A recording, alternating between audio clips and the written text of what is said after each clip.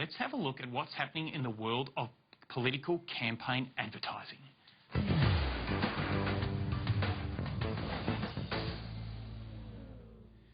Now, this is a segment where the world of advertising collides with the world of politics, where we look at some of the advertising campaigns being run by political parties, by lobby groups and others who are seeking policy or political change. Joining us tonight is Patrick Guerrera, who is the Managing Director of the Brand Management Consultants Re-Agency, part of the M&C Saatchi Group. How are you, Patrick? I'm good, mate. How are you? Good to be here. Very good. Thank you for joining us on this Sunday evening.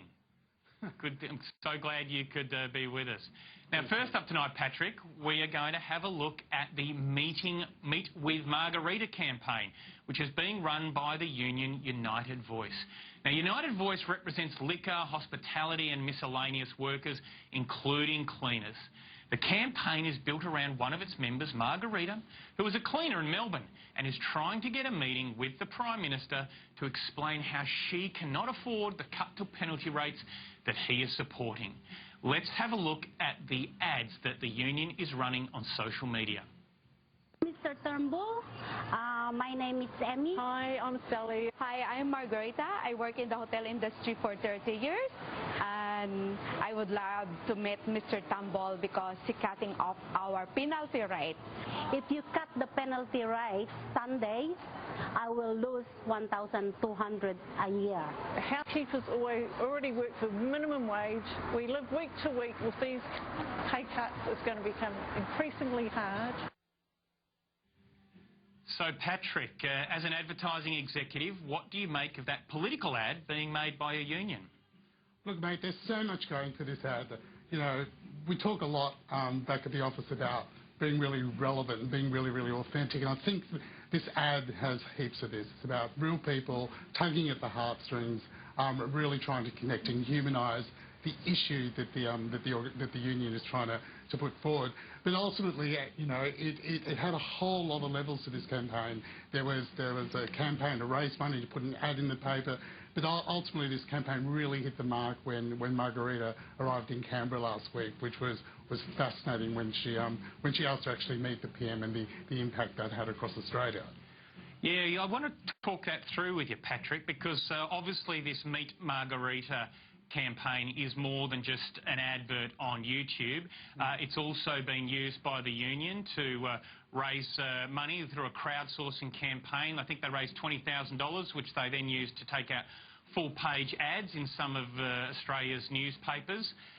And then, of course, they had Margarita, as you say, travel to Canberra, and they ran a full-blown social media campaign around this trip with, you know, her trip to the airport appearing on Twitter, her meeting with various politicians being promoted, and on it went. Now, predictably, Margarita did not get the meeting that she wanted with the Prime Minister, but she did seem to generate a lot of attention for her plight.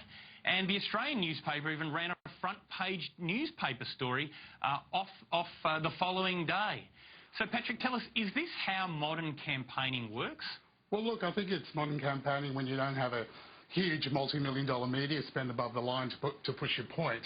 But I think what's really fascinating about this is that this campaign was absolutely a rallying call to the base. I mean, I saw one feed of this on my Twitter feed, and you know, it was the opposition leader who happened to have the same colour tie on as Margarita, which I thought was perfect.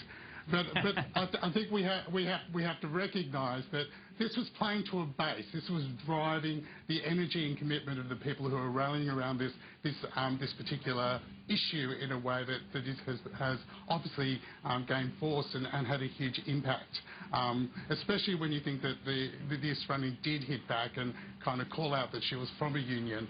And I think that, you know, what it's demonstrating is that good agencies with good ideas can use social platforms to drive momentum, to drive behaviour and create a lot of noise that's going to impact how the people in Canberra and how our friends in Canberra are feeling, and get them to maybe even change their mind, which is what started to happen with the crossbench.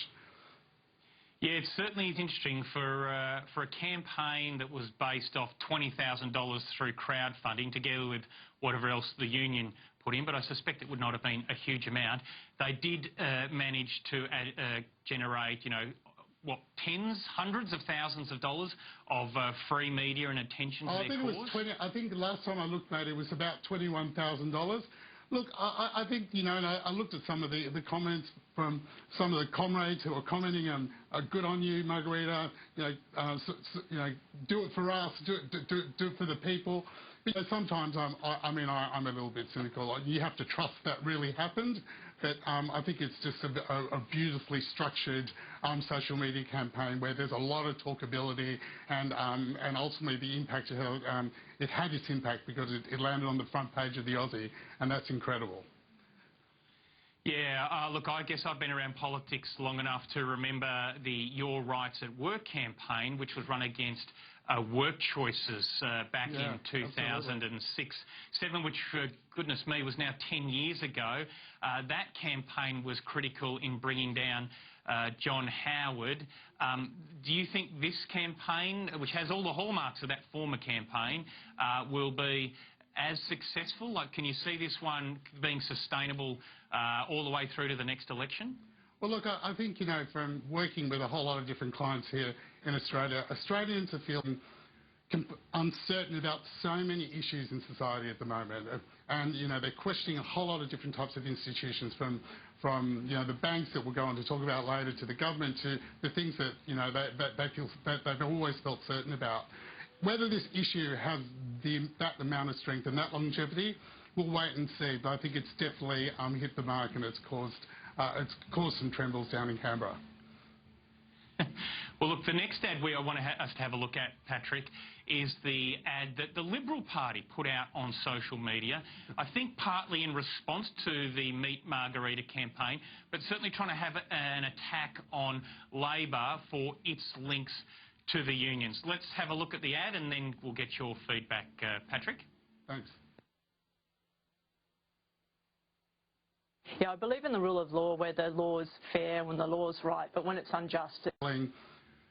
Uncertain about so many issues in society at the moment, and, you know, they're questioning a whole lot of different types of institutions from you know, the banks that we'll go on to talk about later, to the government, to the things that, you know, they've always felt certain about. Whether this issue has that amount of strength and that longevity, we'll wait and see. But I think it's definitely hit the mark, and it's caused some trembles down in Canberra.